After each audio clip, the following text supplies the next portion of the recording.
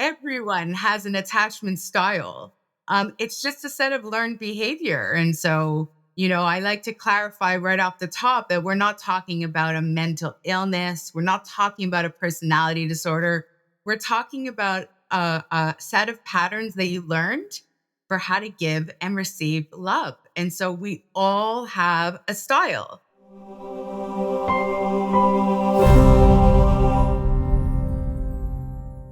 Welcome to Mirror Talk Soulful Conversations.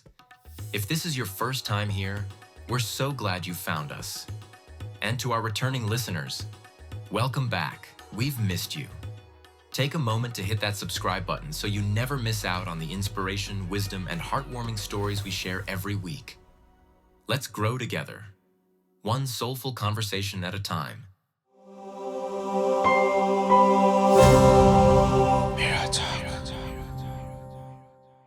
Hello, beautiful souls, and welcome back to another enlightening episode of Mirror Talk Soulful Conversations. I'm Toby, and as always, it's my joy to share this space with you. Today, we'll be diving deep into attachment theory regarding dating and relationships. Our guest is a certified attachment practitioner, author, and the founder of Securely Loved. Welcome to the show, Bev. How are you doing? Thank you so much. I'm doing great. I'm really happy to be here with you and your audience. Thank you for the opportunity.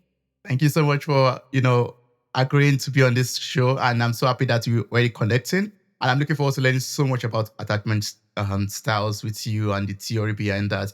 And, it's a topic that affects a lot of us. And we have to actually have to get to the root of it before we get to know what to do with it and how to, maybe get free from it or whatever. But I'm looking forward to learning all of that from you in this conversation. Yes. Yeah, well, so you start off on a really good point because you say it's a topic that really affects a lot of us. In fact, it affects everyone.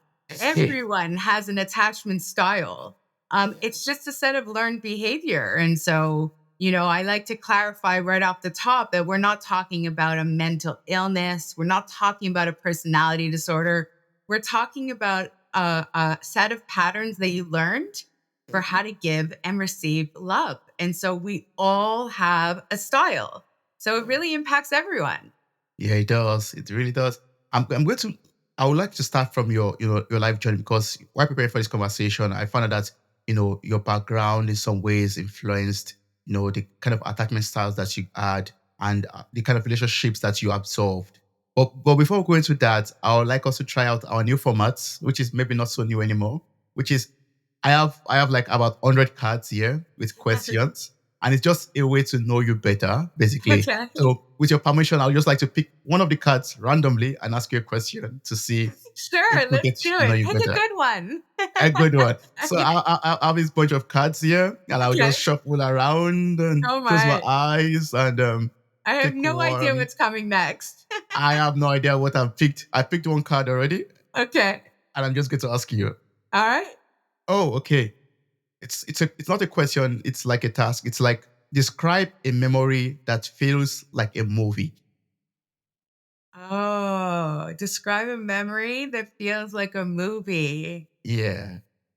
Oh my gosh. I would have to say that giving birth to my first son. Mm. Um, it was a difficult labor, and I ended up having to go and have an emergency C-section. And so I was on the table, and just like you would see in a movie, they take the baby out and they wrap him up and they bring it to you. Like I'm on the table and they brought this little baby to me, and all the emotion that you see in a movie when you first meet your child, it's real. And it played out like that. Like, I think I just started to cry. I was so overwhelmed at the beauty of meeting my child after carrying him for 9 months and being in labor for 30 hours. Like, it's so overwhelming. Wow. Yeah. And so, whenever I see a scene like that in a movie where a mother is meeting their child for the first time, I feel it all over again. Oh, that's beautiful. Wow. Thanks so much for sharing that. That feels very, like a very joyous moment that remains with you for the rest of Very. your life. Wow. Wow. Yeah, very joyous moment, and I experienced it twice. That's the beautiful thing is I have 2 beautiful sons. They're 18 and 20 now. They're men. And I experienced that same joy and that same, like, anticipation when I met my second son too. Like, and so it's just oh, so you're my mind is flooded with these Mm, beautiful, memories right now. I don't think there is anything more joyous than that. wow. Yeah, like going through the whole stress, I would say, I don't know how to describe it, the whole stress of giving birth to a child and seeing that fruits. Wow. Yeah. That must be Yeah, and, amazing. like, it's hard to explain, right? Because when the reason I mentioned my first son is because the first delivery, you never know how it's gonna go. The Mm, first one was, like, I was very nervous, and then I ended up needing a C-section, and it was a day and a half, and mhm, so by mhm. the time you get to meet your child, you've Yeah. already been through so much. And Yeah. like, you're praying for a healthy outcome, right? Mhm. And then they bring you this child and the emotions are incredibly intense. Yeah. You're like, oh yeah, finally it's over and it's very Finally, it's successful. over. He's here. Yeah. Yeah. Wow. So Wow. beautiful. Thank you so much for sharing that. I really appreciate that. That's so awesome. Now I've gotten to know you a little bit better. Yeah. Yeah.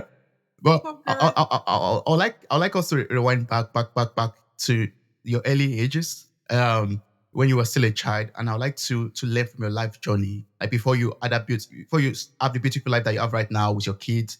Like, I would like to learn how your environment or the environment that you grew up in influenced the kind of relationship or the relationship ideas that you had in the past. Yeah, it's such a great question. So, attachment theory came out of work that was started to be studied in the 1950s. But I think it's really only in the last decade that people are really paying attention to attachment theory, and really looking at those earliest years that a child has in terms of interaction with their caregiver, how impactful it is. And so, when I grew up, I'm certain that it was not being talked about. So when I was a young child, I'm almost 50 years old. So 50 years ago, when I came into the world, I'm certain my parents didn't understand these concepts of being emotionally attuned to a child. Right. So I like to say that I think parents did the best they could with the information that they had. But as Maya Angelou says, when we know better, We then do we better. do better. Mm, And so now we know better. And so my job is to teach people how important this really is so they can not only feel better within themselves, but to also, interact with their children in a different way. So my story doesn't start off as, a peaceful, calm story. My environment was very chaotic. It was unstable. It was unpredictable, and at times very scary for me as a little girl. And so there were certainly things that I learned in terms of emotions. Like, for example, uh, as a little girl growing up in my house, anger was not tolerated. So if I was angry, I would be punished, like, go to your room. Like, we don't want to see this. Right. angry. Well, and so I learned very young that I needed to disconnect from my authentic self in order to keep my parents happy. And so, when we find kids that come out of homes where there's very strict parenting, or the parents are emotionally unavailable, or maybe there's a lot of children in the home, or maybe there's mental illness, or maybe one or both of the parents are alcoholics or drug dependent. Maybe there's a high conflict divorce. I think, Toby, you can see that there's so many scenarios. Yeah, a lot. Yes. There's lots of Mm, scenarios where the child wouldn't necessarily get the emotional attunement that they need to develop healthy emotional skills mm. early on. So the way in which your parent interacts with you in those earliest years is extremely impactful. So if I use my own example, what I learned was uh, For example, anger was not to be tolerated. So even if I was feeling angry, which is normal, we all feel anger sometimes, we all feel sadness sometimes, right? Of course. Emotions themselves are not good or bad, right? It's sort of, we ascribe a meaning to them, but they're not. Each emotion has a time and place. Mhm. But because I felt it was obvious to my parents that they were displeased when I acted or I emoted a certain sadness, anger, frustration, I stopped doing that. So even if I was angry, I would try to put a smile on my face and pretend that I wasn't angry to please my parents. Mm. Now, children will always, these are very young children from 0 to 5. They will always choose attachment to their parent Yeah. over authenticity. Mm. Because when we're very, very young, that attachment to our parent is critical for our survival. Oh, yeah. Yeah. Because as humans, we don't survive if someone isn't taking care of us, right? We are dependent for years. Mm. And so a child just inherently knows I have to please this individual. Their love is important to me. So I'm going to, what's called self abandon. I'm going to step away from my true authentic self. And so you can see that this would be, for example, the roots of some of the issues that we find with adults who grow up with people pleasing tendencies, Mm. right? Where they're very focused on someone else and meeting their needs at the expense of their own. And there's many children who don't even learn anything about emotions. They can't identify what they're feeling. They don't know how to communicate it. Many children are emotionally neglected, so they learn not to depend on anyone else. So they develop a sense of becoming hyper independent, like overly self reliant. So there's all these scenarios that when we grow up can cause problems for us as we go into romantic relationships, but also problems with family members as we become adults, problems with friends, with colleagues, because these patterns that we've learned for how to interact with people, they basically ascribe a number of things like how much trust do I afford myself and how much trust do I give to other people around me? So, someone who grew up emotionally neglected will not trust people around them because their earliest memory, and we're talking about subconscious memory, not conscious awareness, because most people don't have memories before 5. They can't recall, but your body and your subconscious mind recalls. That's true. So their earliest template is, for example, maybe they cried and cried and cried as a lot as a child, but they didn't get the comfort they needed. They were left alone a lot. So they learned that there was no point in asking for help. No one's going to help me. I have me, myself, and I to rely on, and that's it. Mm. And so these Mm. people grow up not trusting others and being extremely independent. So you can imagine when they go into a relationship, a romantic relationship, and they have a very hard time with vulnerability, intimacy, difficult conversations. They're very used to just pushing down their emotions and just repressing everything. So they don't even have the life skills to have these conversations. Yeah. So yeah, it's quite problematic. Yeah. Wow. I mean, one thing that you made mention of that's making me think right now is that growing up as children, we always, look up to our parents and we are attached to them basically because they're the ones providing for us. I never saw it that way ever.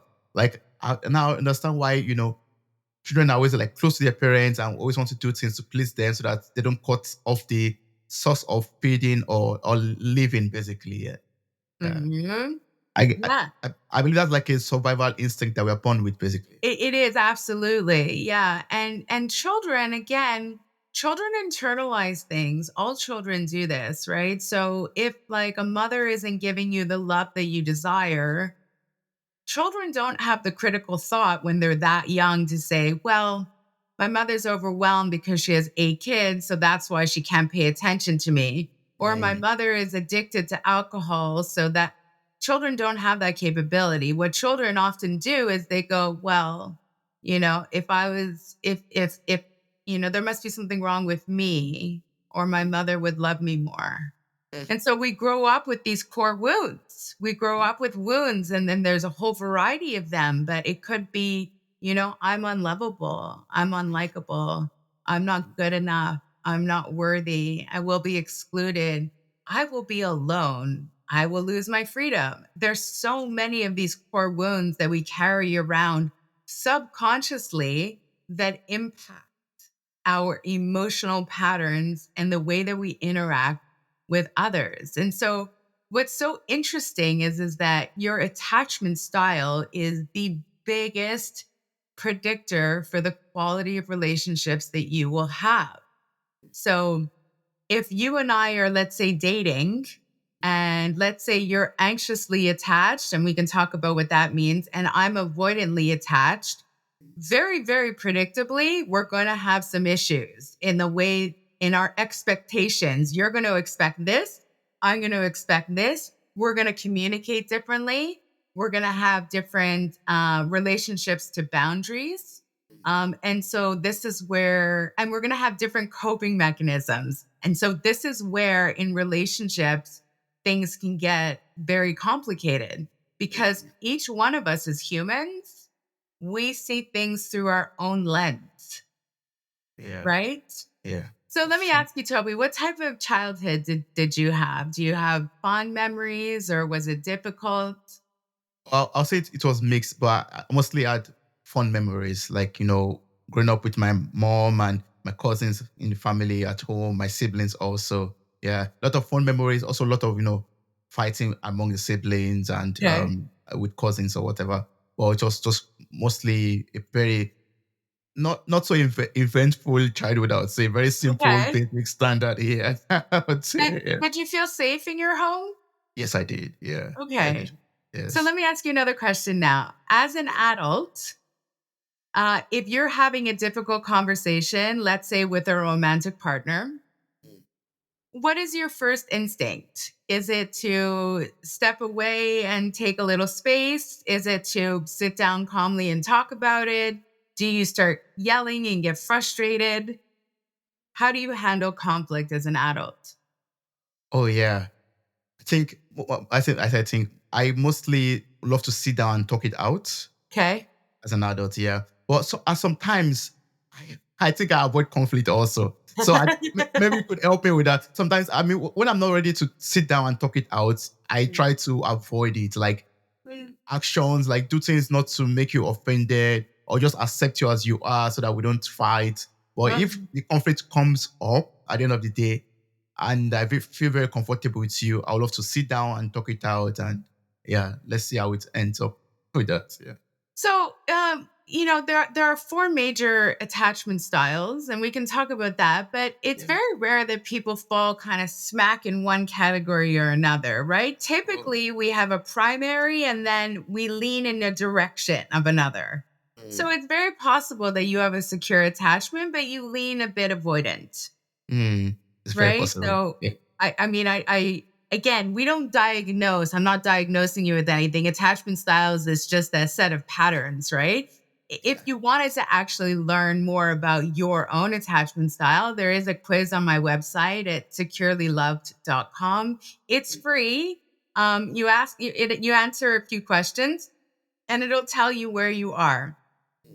Yeah. So I'll give you like so that your audience knows sort of like a base rundown, and then we can go back to your situation a little bit.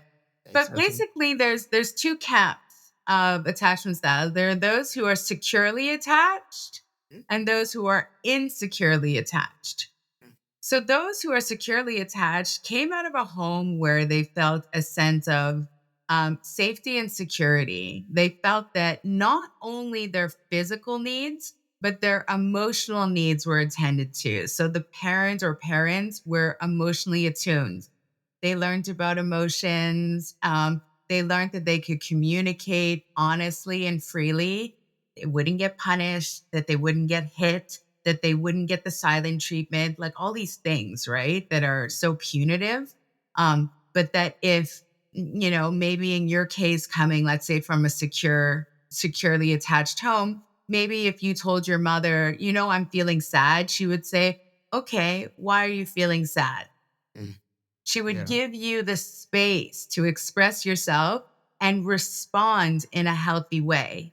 And what that does is it allows you to build a level of trust in yourself and a trust in others, that others are going to communicate and respect, you know, Oh my goodness. respond to you in a healthy way. So Yeah. it's like this template that you have in your mind, right?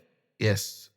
Now, those who come from homes where they're insecurely attached, they didn't have the same experience.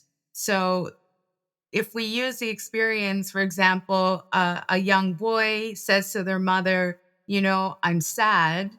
And the mother says, put a smile on your face or I'll give you something to be sad about. And puts their hand up like they're about to strike them. Mm. I've seen this before. I've seen this in grocery stores when I'm shopping. I've seen it like in just in my peer circle, like those threatening motions, right? Like a child cannot feel safe when they feel that they're being threatened or they're being punished or they're not being heard, they're not being seen, they're being neglected, their feelings are not being validated. So the only thing the child can do, they have two ways to deal with it. They can become over compliant, so pretend like it's not happening and be the perfect little son or daughter, Yeah. or they can just become an island onto themselves. They become very avoidant. They stop asking for help. They stop interacting. There's like this faint helplessness. It's like, why would I bother to come to you with my problems? You're not going to help me anyways. I'll Anyway. just deal with it on my own. Mm. Um, so these patterns get etched into our mind really, really early. And that's what we bring into adulthood. So in the world of insecurely attached, it's like a spectrum, a continuum where we have people who are anxiously attached on one side, avoidantly attached on the other side of the spectrum. And somewhere in the middle, we have folks who have a little bit of avoidance and a little bit of anxious together in one. Oh, okay. That's called the fearful avoidant. And that's a very complicated one. The fearful avoidant generally comes out of a home where there was abuse. And so it's very sad, but, a young child will crave the attention and love of their caregiver, Mm. as all young children do. But at the same time, they're petrified of them because the caregiver's harming them either emotionally, psychologically, physically, or even sexually.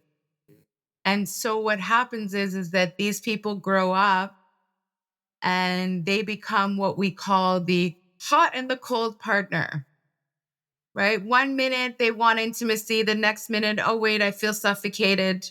Okay, Mm. wait, come back. Hold on, I need more space. They're always oscillating because their pattern is disorganized. Yeah. They are anxious and avoidant in a mixture. Oh, Yeah. Yeah. They're anxious and they're avoidant, which is a really, really difficult mixture for people. And in fact, I spent the majority of my life as a fearful avoidant. I did not understand at all. I knew that I wanted love. mm, I mean, I was married a very long time. I was married young. And I knew that I wanted love as most humans do, but I also knew that I needed a tremendous amount of alone time, that I was very on edge, mm, and there were things that I was very uncomfortable with, like even some levels of intimacy really scared me, and it took some time when I found this work on attachment styles years ago. It is what changed things for me, in terms of making sense of, okay, This is why I do the things that I do. This is why I'm uncomfortable with conflict. This is why it's so difficult for me to have, a tough conversation because I was so heavily punished in childhood.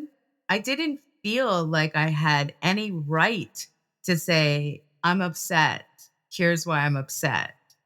Because I just thought that that would land as a punishment and then that Yeah, would be even worse for me. So I would just pretend that I'm not upset. And then, someone would say, Are you okay? I'm fine. I'm fine. Yeah, you suppress it all and just say yes. Let's smile and move on. Yeah. Smile and move on. But Mm. what's really interesting is that, and I know you know this, the body doesn't forget all of this chronic stress that you carry on. Even if you say you're fine and you're not, you start to actually, and there's more and more research in this, the body holds on to all of this stress.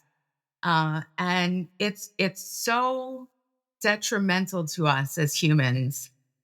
It's at the root of a lot of chronic diseases, chronic pain, it's autoimmune diseases. Like there's more and more research that's coming out now that's talking about the connection between authenticity and your emotions Okay. and actually your physical health, right? Yes. And the connections between the two.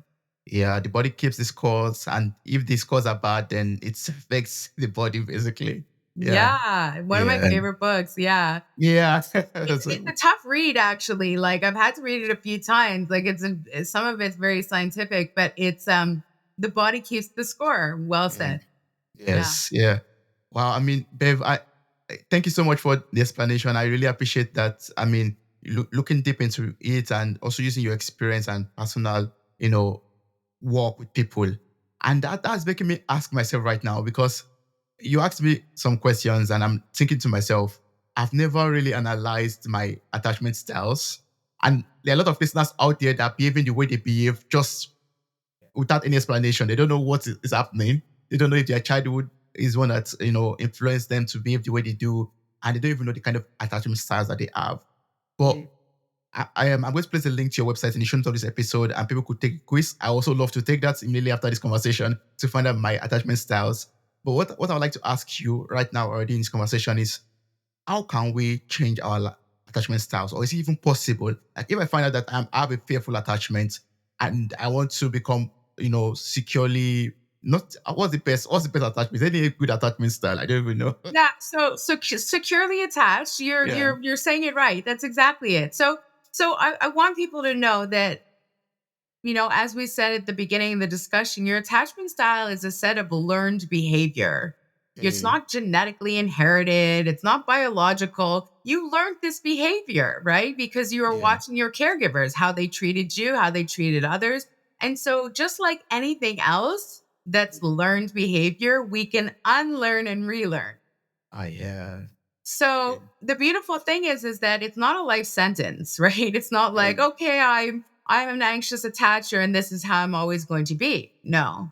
So I would say to folks, and for you, go to the website, take the quiz, it's free. It's a great entry point of awareness, right? And then if you start to actually think about, okay, over the last month, maybe I've gotten upset 3 times, like really upset about something. Okay, what happened? I got upset, okay, when my girlfriend said something to me. Okay, well, why were you upset? This is what I like to dive into is to figure out what's upsetting you in today's world because that tells us where your core wounds are from your childhood that you're still carrying around. So maybe your girlfriend said something to you and you interpreted it as disrespect, Yeah. or maybe a core wound for you is I feel disrespected. Mm, And mm, then I'll ask a client, okay, well, tell me about another time this month you got upset.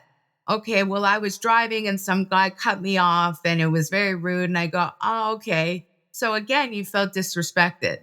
mm. Usually what we see is there's a theme that comes up with what's carrying an emotional charge. And so that gives us a roadmap for where we need to focus on changing that particular pattern in your mind.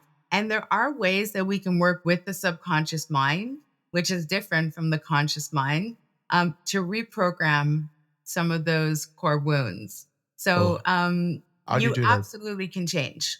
Oh, okay.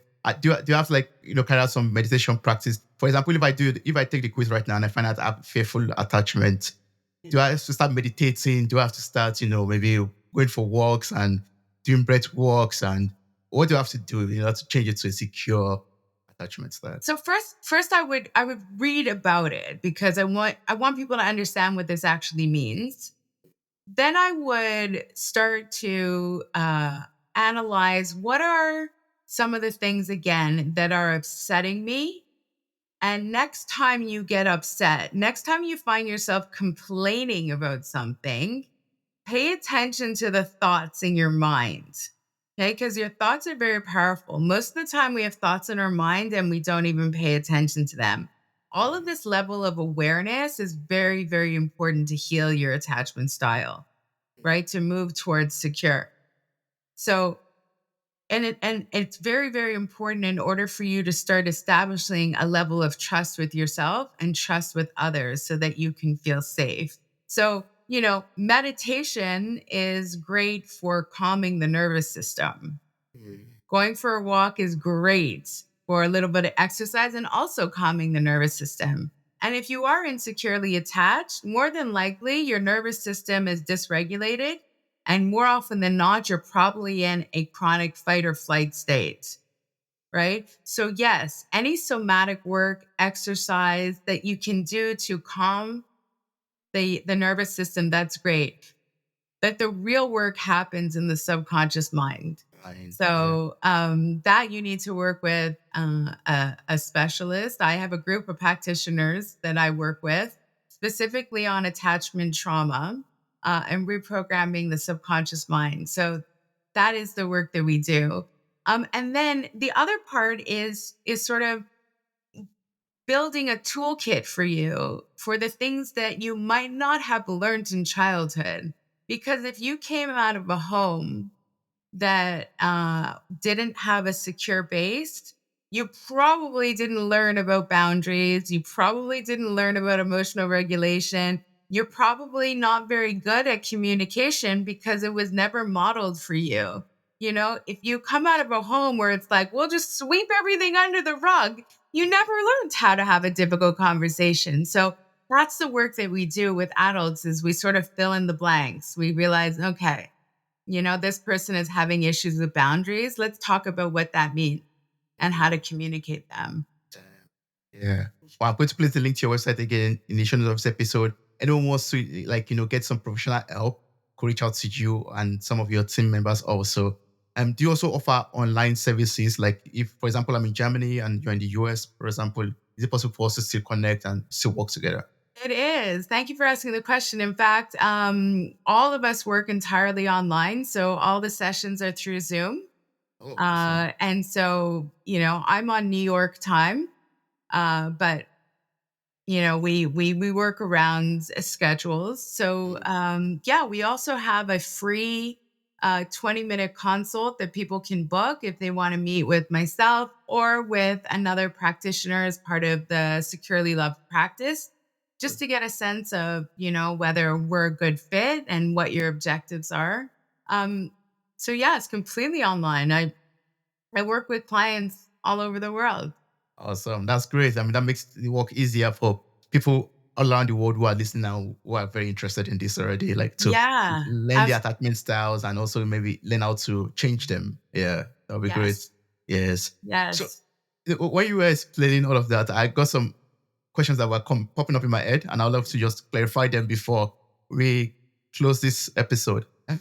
Because I mean, it's really something that I believe that is very important, and that is, for example, you talked about learning and unlearning, and I was thinking about, okay, I've gone through my childhood days, I've formed some kind of attachment styles, and that led me into a kind of relationship, and then I'm experiencing a relationship, and then it's led to maybe some traumas.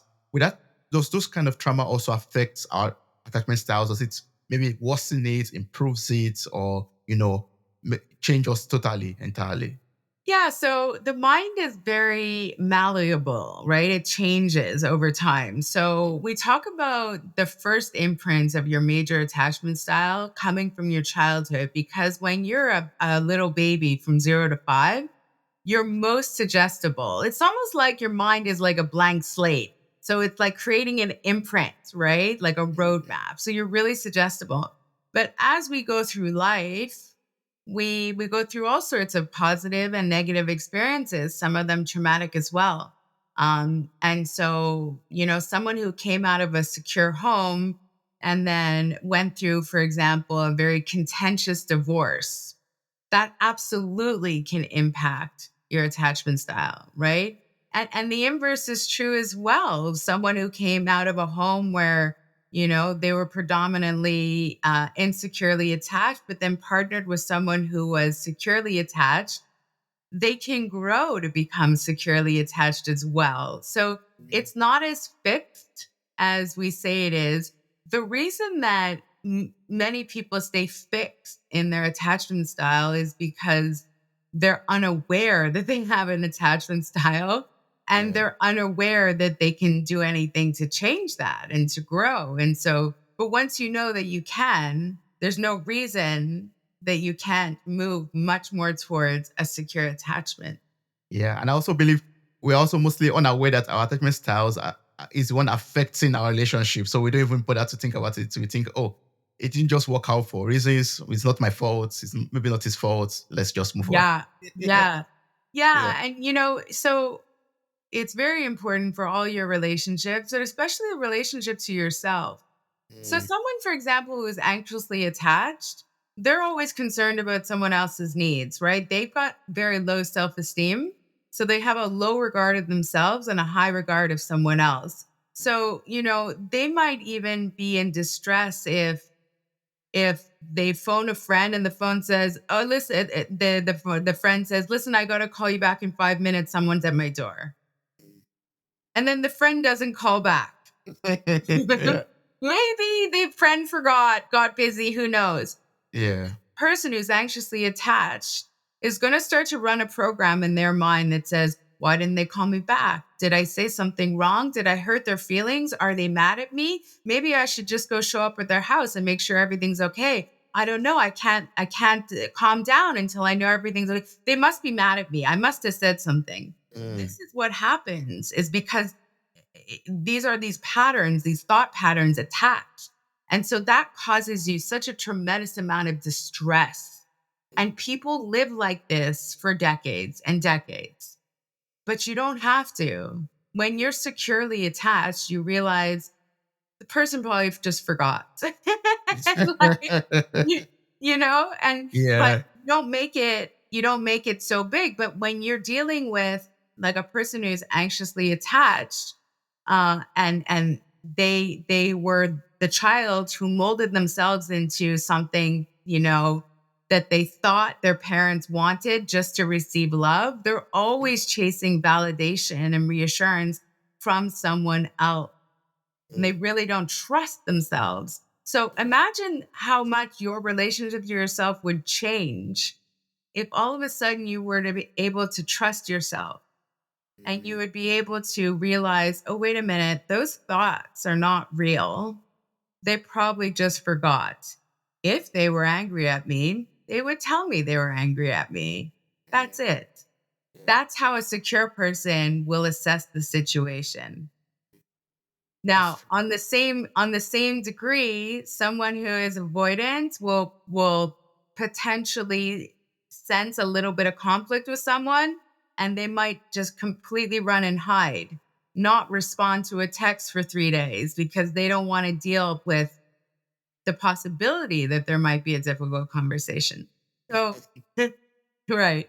And Yeah. so right. And so that's not good either, because Mm, you're not being fair to yourself, and you're also not being fair to others, that's right? true. That's So, true. yeah, I always say the relationship that you have with yourself is the first one that should be preserved, Mm, right? yeah. And then, all the other relationships around you will benefit greatly from that. But yes.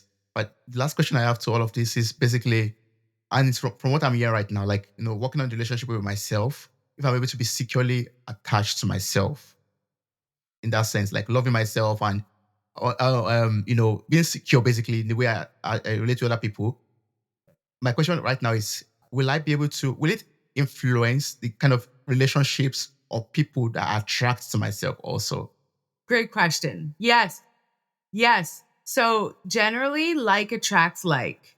So Mm, generally, people who are insecurely attached and emotionally volatile, they generally will attract other people who are in a similar emotional state.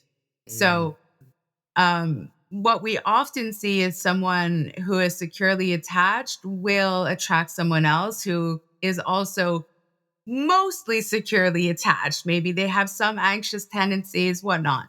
But mm. yes, it will. And so, you know, we often hear about people choosing the same type of partner over and over and over. Yeah. That's because they haven't done the work on themselves, right? They haven't figured out, because as soon as you do the work on yourself and you grow from an emotional place, those people who you were chasing after for the most part are emotionally unavailable.